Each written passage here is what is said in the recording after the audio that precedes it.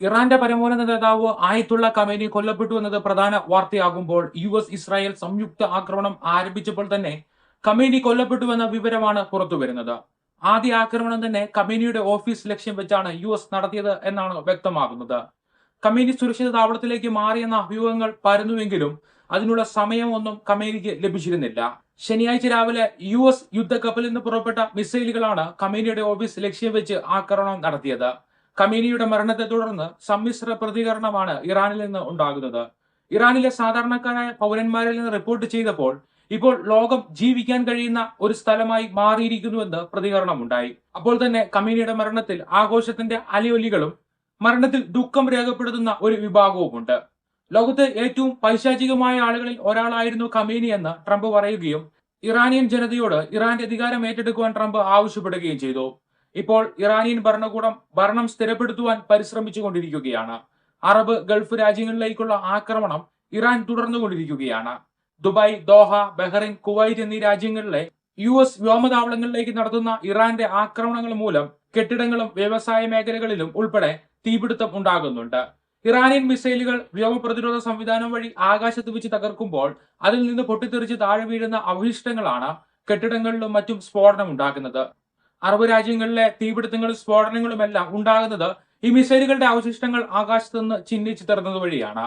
America ഇന്ന് വരെ നടത്തിയ ആക്രമണങ്ങളിൽ വെച്ച് ഏറ്റവും അധികം സൈനിക വിന്യാസം ഉപയോഗിച്ച് നടത്തിയ ആക്രമണം ആണിതെന്ന് ട്രംപ് പറഞ്ഞു. എന്നാൽ ഈ സൈനിക നടപടി രാജ്യാന്തര നിയമങ്ങൾക്ക് വിരുദ്ധമാണെന്ന് ഇറാൻ അഭിപ്രായം രേഖപ്പെടുത്തി. ഇറാനിൽ ഇതുവരെ 200 മരണങ്ങൾ റിപ്പോർട്ട് ചെയ്തു കഴിഞ്ഞു. അതിൽ തന്നെ ഏറ്റവും ദുഃഖകരം ഒരു ഗേൾസ് സ്കൂളിൽ ഉണ്ടായ പൊട്ടിത്തെറിയിൽ 108 കുട്ടികൾ മരിച്ചതാണ്. വ്യോമ പ്രതിരോധ സംവിധാനത്തിൽ മിസൈലുകളെ തടയുന്നതിനിടെയാണ് ഈ അപായം സംഭവിച്ചത്. ഖമേനി കൊല്ലപ്പെട്ടുവെങ്കിലും പിന്മാറാത്ത ഇറാനിയൻ ഭരണകൂടത്തെ സമ്മർദ്ദത്തിലാക്കുവാൻ ഇറാന്റെ തലസ്ഥാനമായ ടെഹ്റാന്റെ വ്യോമ മേഖല ഇസ്രായേലിന്റെ പരിപൂർണ നിയന്ത്രണത്തിൽ ആക്കിയിരിക്കുകയാണ് എന്ന് ഇസ്രായേൽ വ്യോമ പ്രതിരോധ സേന പ്രഖ്യാപിച്ചു. എന്നാൽ ഇന്ന് രാവിലെ മുതൽ ഇറാൻ വീണ്ടും അറബ് രാജ്യങ്ങളിലേക്കുള്ള ആക്രമണം ആരംഭിച്ചു. നിരവധി ആളുകൾക്ക് ഇവിടങ്ങളിൽ പരിക്കുകൾ ഉണ്ടായിട്ടുണ്ട്. സൈനിക താവളങ്ങൾ ഉള്ളതുകൊണ്ട് ആക്രമണം നേരിടേണ്ടി വരുന്നുവെന്ന് അറബ് രാജ്യങ്ങൾ മനസ്സിലാക്കി നെതിരെ വികാരം അറബ് രാജ്യങ്ങളിൽ ഉണ്ടാകും എന്നാണ് ഇതിലൂടെ ഇറാൻ കരുതുന്നത്. എന്നാൽ നിലവിൽ അറബ് രാജ്യങ്ങളെല്ലാം ഇറാന് എതിരാകുന്ന സ്ഥിതിയാണ് ഉണ്ടായിരിക്കുന്നത്. ഒമാൻ മാത്രമാണ് മധ്യസ്ഥ ചർച്ചയ്ക്ക് ശ്രമിക്കുന്നത്. എന്നാൽ ഒമാനിൽ ഉൾപ്പെടെ ഇറാന്റെ ഡ്രോൺ ആക്രമണം ഉണ്ടായി. ഈ ദൗത്യം വഴി മിഡിൽ ഈസ്റ്റിനെ ക്രമസമാധാനത്തിലേക്ക് കൊണ്ടുവരുവാൻ കഴിയുമെന്നാണ് ഇസ്രായേലും അമേരിക്കയും ചിന്തിക്കുന്നത്.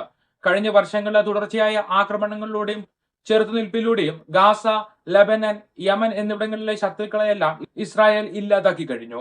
എന്നാൽ ഇറാന്റെ നിലവിലെ ഭരണകൂടം തുടർന്നു കഴിഞ്ഞാൽ ഹമാസ്, ഹിസ്ബുള്ള, ഹൂത്തീസ് എന്നീ സംഘടനകളെ വീണ്ടും വളർത്തുകയും അവ ഇസ്രായേലിന് വീണ്ടും ഭീഷണിയാവുകയും ചെയ്യും.